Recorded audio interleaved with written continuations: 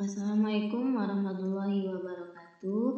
Selamat pagi, apa kabar hari ini Ananda? Semoga kita semua dalam keadaan sehat ya.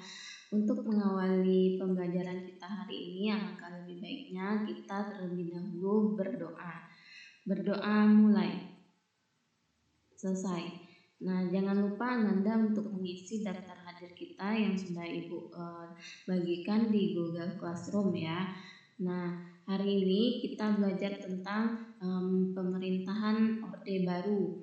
Ada beberapa tujuan pembelajaran yang akan kita capai. Yang pertama yaitu siswa mampu merekonstruksi latar belakang munculnya pemerintahan Orde Baru. Yang kedua, siswa mampu menghubungkan fakta-fakta atau informasi yang berkaitan dengan latar belakang munculnya pemerintahan Orde Baru. Yang ketiga, siswa dapat menilai perkembangan pemerintahan Orde Baru pada masa transisi secara kritis dan mandiri. Indonesia pada masa Orde Baru. Orde Baru ini berlangsung sejak tahun 1966 sampai dengan 1998 di bawah kepemimpinan Presiden Soeharto. Apa itu Orde Baru? Orde Baru merupakan suatu penataan kembali kehidupan masyarakat, bangsa dan negara Indonesia yang didasarkan pada dasar negara, yaitu Pancasila dan Undang-Undang Dasar 1945. Hal ini dilakukan karena munculnya ancaman terhadap ideologi Pancasila, yaitu peristiwa pemberontakan Gerakan 30 September atau G30 SPKI. Ada di layar ya, ini gambar apa? Nah, ini merupakan gambar aksi demonstrasi dalam aksi Tritura namanya ya, untuk pembubaran PKI. Nah, kita lihat poin pertama yaitu masa transisi. Transisi ini maksudnya adalah masa peralihan dari sistem pemerintahan Orde Lama ke Orde Baru. Nah, ada tiga yang poinnya di sini yang terjadi. Yang pertama aksi Tritura, yang kedua surat perintah 11 Maret, yang ketiga dualisme kepemimpinan nasional.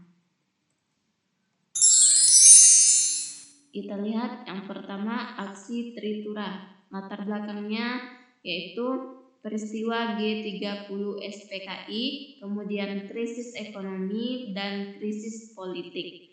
Aktor dari aksi Tritura ini diantaranya KAMI, KAPI, KAPPI, KASI.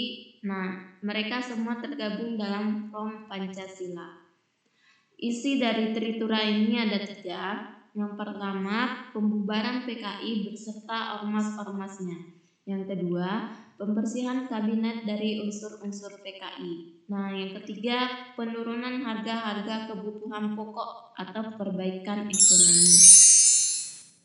Kronologi aksi Tritura. Yang pertama, demonstrasi pertama gerakan mahasiswa terjadi pada tanggal 8 Januari 1966 di Gedung Sekretariat Negara.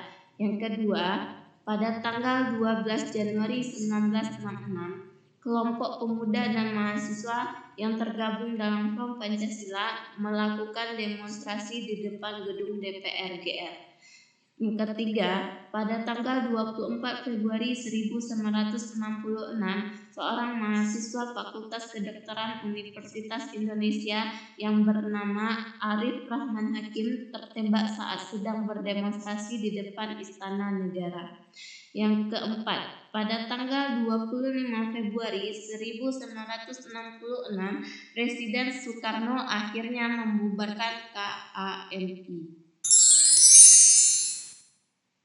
Yang kedua yaitu surat perintah 11 Maret. Latar belakangnya, yang pertama, aksi demonstrasi menentang pemerintahan demokrasi terpimpin meningkat. Yang kedua, keamanan Presiden Soekarno terancam. Yang ketiga, Presiden perlu memulihkan kewibawaan pemerintah. Isi dari surat perintah 11 Maret ini yang pertama yaitu mengambil segala tindakan yang dianggap perlu untuk terjaminnya keamanan dan ketenangan serta kestabilan jalannya revolusi. Yang kedua, menjamin keselamatan pribadi dan kewibawaan pimpinan presiden atau panglima tertinggi atau pemimpin besar revolusi. Yang ketiga, melaksanakan dengan pasti ajaran pemimpin besar revolusi. Dampak dari surat perintah 11 Maret ini ada dua. Yang pertama, kondisi keamanan negara berhasil dikendalikan. Yang kedua, wibawa tentara semakin meningkat. Soeharto sebagai pemegang mandat Persemar memiliki kekuatan politik. Yang terakhir, dualisme kepemimpinan nasional. Mengapa terjadi dualisme kepemimpinan nasional? Berdasarkan ketetapan nomor 14 MPRS 1966 dinyatakan apabila presiden berhalangan, kedudukannya digantikan oleh pemegang mandat Persemar.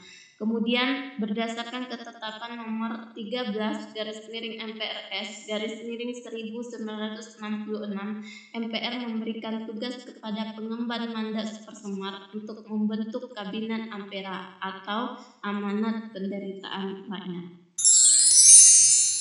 Apa dampak dualisme kepemimpinan nasional?